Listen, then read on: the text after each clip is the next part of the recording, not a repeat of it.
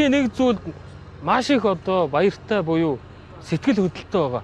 Энэ юу гэхээр 2200 айлаас өнөөдөр 1350 өнөөдрийн шин тоогоор те 1350 айл нь манай нийслэлийн газар чөлөөлтийн алба, нийслэлийн орон сууцны корпорацийнхантай яг ингээд ойлголцоо, зөвшөлтсөө шууд одоо гэрээ хэлцэлтэд ороод ингээд нүүж байна.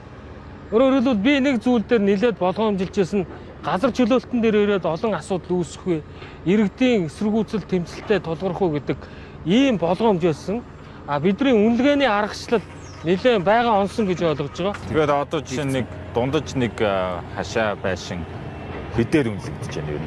Ерөнхийдөө одоо ингээд нэг 400 м квадрат талбайтай дээрээ нэг одоо амны сууц өрцөн нэг айлын талбай бол нэг 160-аас 180 сая орчим төгрөгөөр дундаж нь үнэлэгдэж байгаа. Тэгэхээр одоо 200 гаргаж авсан айлууд 200 гаргаж авсан 300 хүргэсэн айлууд бол нилээдгүй байгаа. Өнөөдөр газар чөлөөсөн айлуудыг би энд бараг 10-аад айлуудтай уулзлаа.